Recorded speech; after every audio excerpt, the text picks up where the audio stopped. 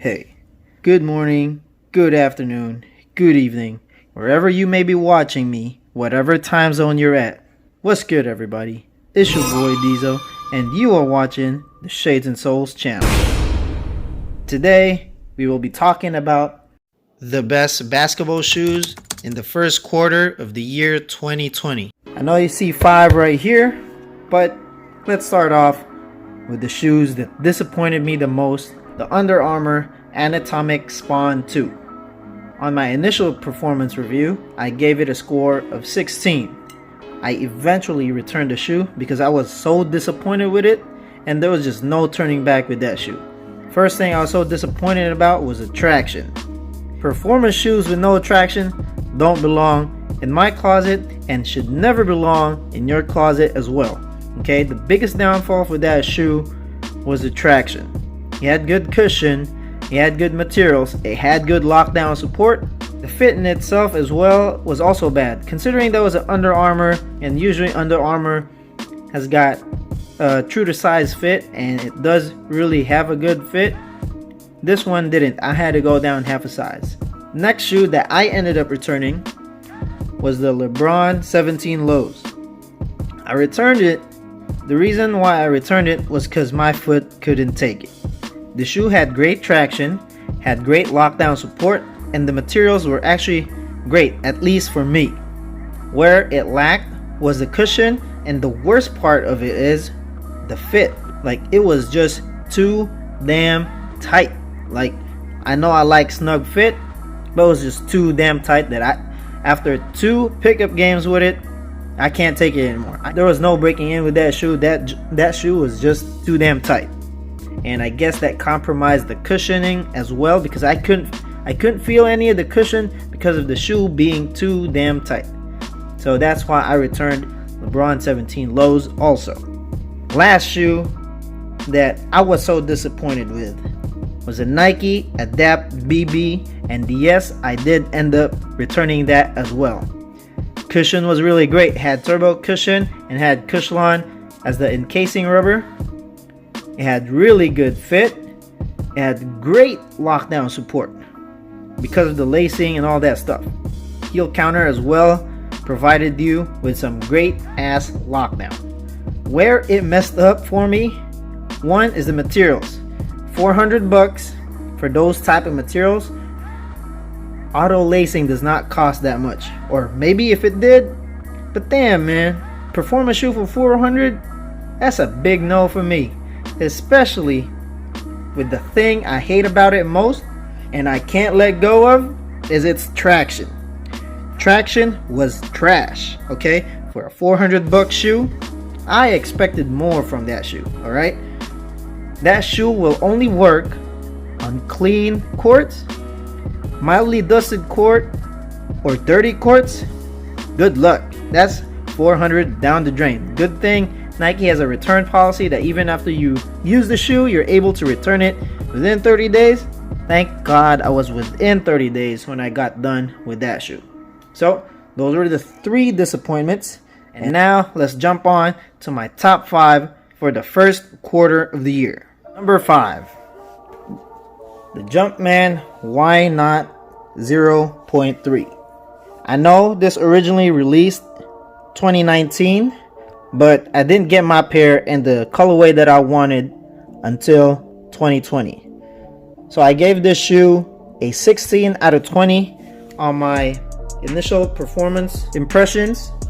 Traction didn't work every time. It works best on clean courts. It was okay in mildly dusted courts, and on really bad courts it sucks. But at least it had that consistency, something that the Adapt BB just didn't have.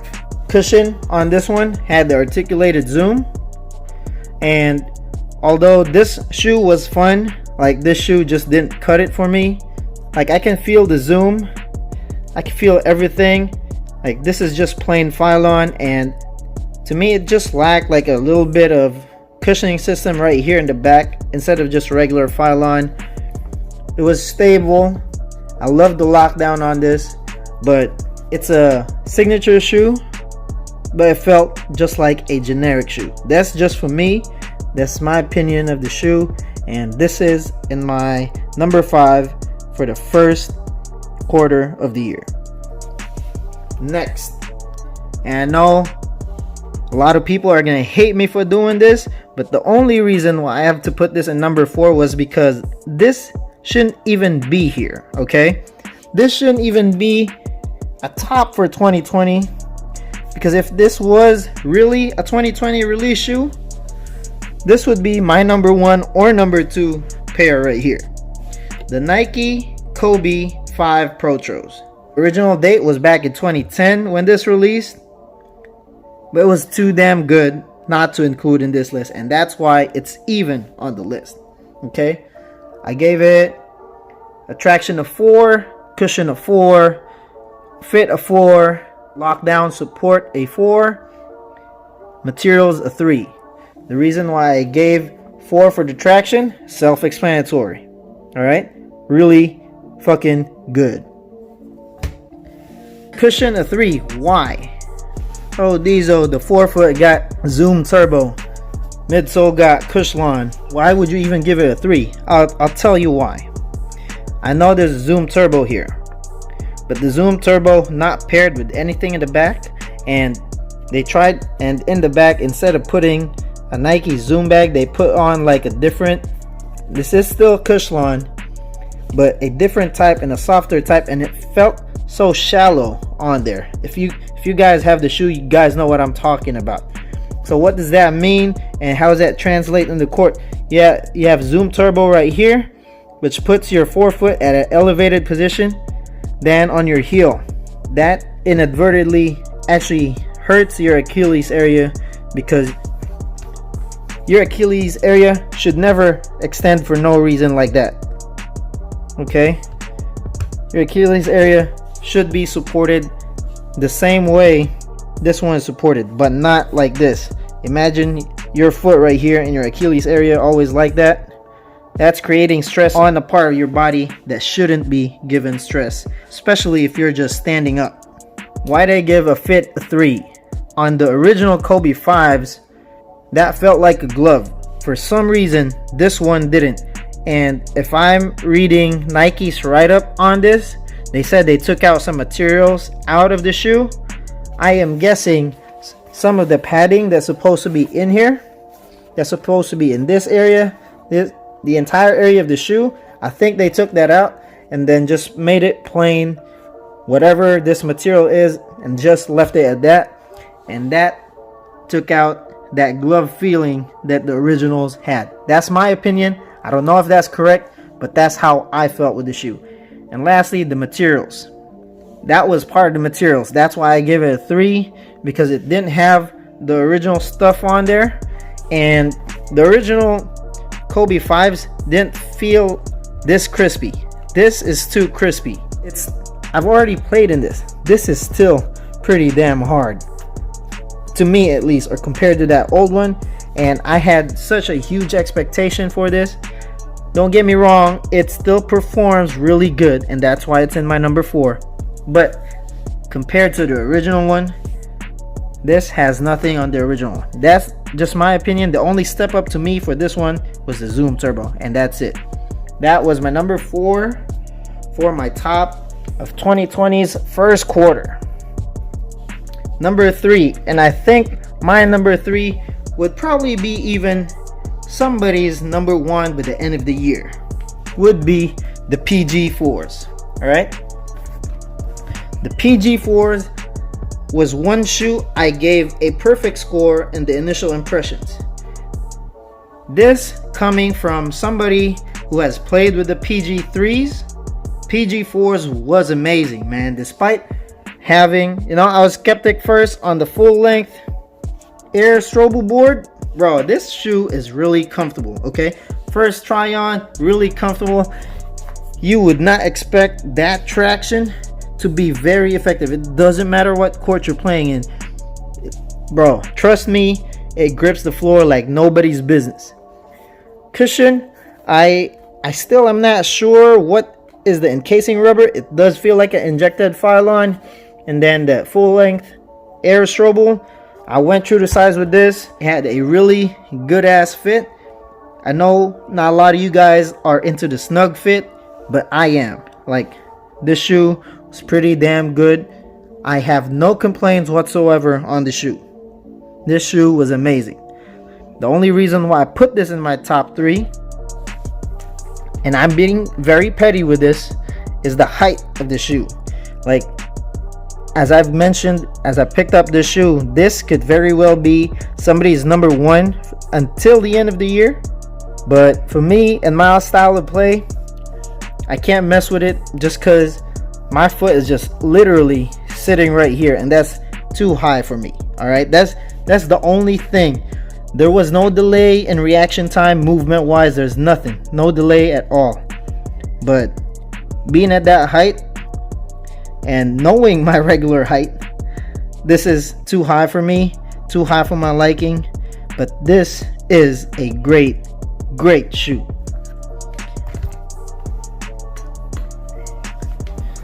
Now for my number 1 and number 2.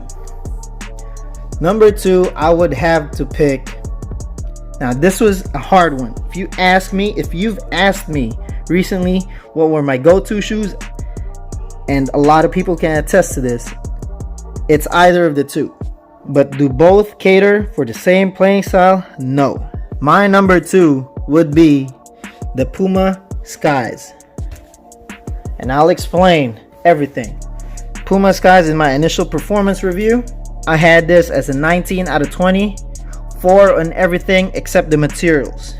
The only reason why I gave the materials a 3 was because this was, material wise, this was a step down from the Puma hardwoods. This had a nylon backed mesh, while the Puma hardwoods have a textile mesh. Now others would say, what are you talking about? Nylon backed mesh, durability wise, is better than textile mesh. Yes, I am aware of that. I like textile mesh better than nylon backed mesh.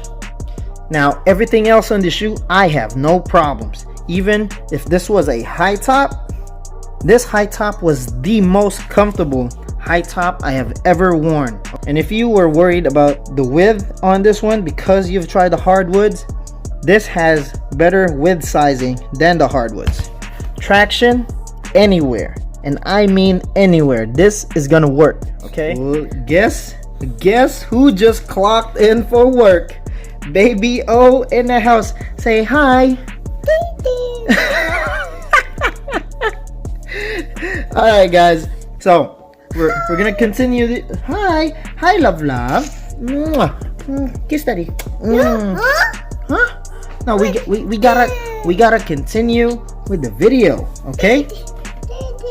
Daddy. Okay, all right, let's do this with baby O with me. All right, continue with the shoe. This utilized Pro Foam.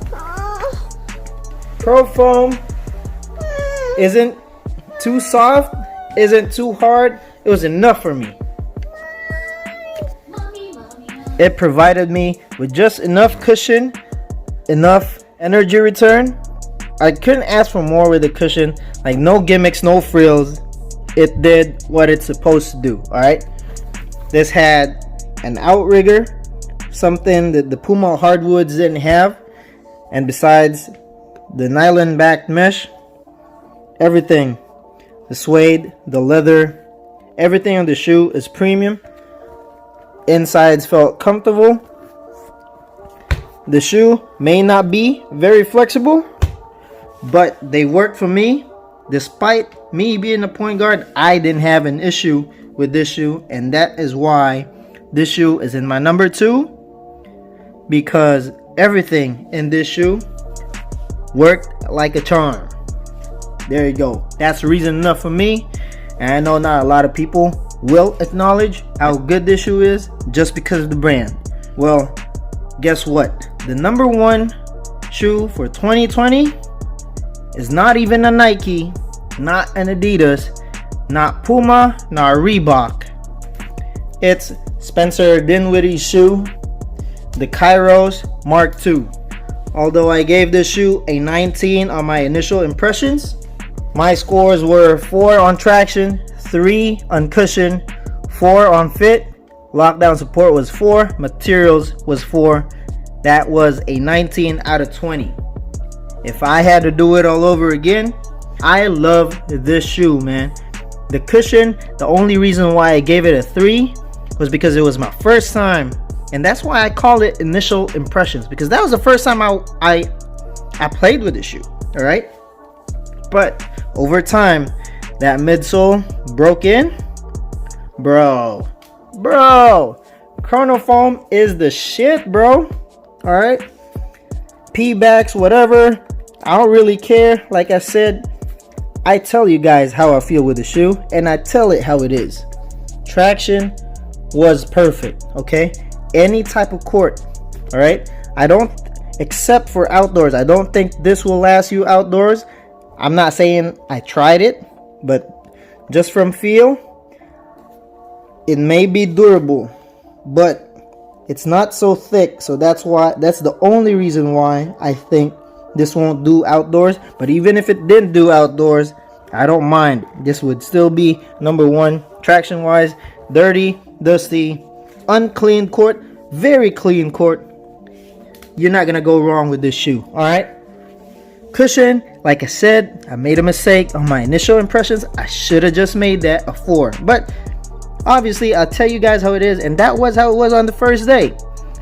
3rd day, 4th day, 5th day, I always tell you guys what, there was numerous occasions where I was testing a different shoe and ended up wearing this shoe.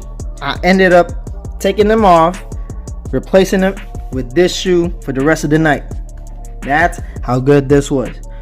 Cushion was pretty damn good, pretty on point. Look at that, bro. Look at that. This ain't boost, but what the hell is that doing? It's compressing really good.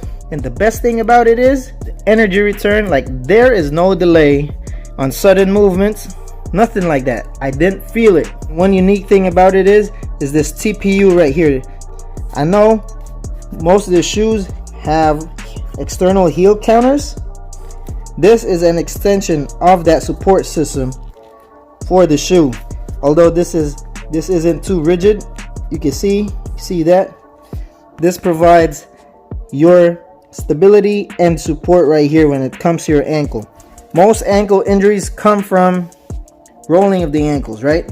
Inversion of the ankles. Imagine putting your weight on there and having this support you. There is no way you are gonna roll invertedly. Yes, there are some ankles that are gonna roll like this as an eversion and not an inversion, but really, as a basketball player, how many times have you rolled your ankle like this? Never, almost never. There are some occasions, but most of the time it's always like this. But with this one, I know that's a very small feature, bro. This has saved me more than I can remember. All right, so that's one best features out of the shoe. Fit. Why did I give a fit a 4 when in fact the fit didn't come in half sizes? I'm a true to size 8.5 and I went with a 9. The reason why I gave a perfect score despite that fact was because there was a warning already in his website. So if you didn't read that correctly, or if you didn't read it properly, that's your fault. At least he informed everybody that that's how it's gonna be. That's why I said in my video, I actually pity the people with whole sizes, because me being a half size at 8.5 wearing a 9, my foot is right on there, like right on the tip of the shoe. So if you were a 9 buying a 9 where going on a 10 is not advisable, if you stick with a 9, guess what? You're gonna be toe jamming, bro. You're gonna be toe jamming. Can best believe that. All right, next, lockdown support. That lacing system, whoo! Asymmetrical lacing system that worked to perfection, together with the materials that it came with. There is nothing, and I mean nothing, to hate about the shoe. So in summary, my number 5 was a Why Not 0.3. Number 4 was the Kobe 5 Protros. Number 3 was the PG4s. Number 2 was the Puma Skies.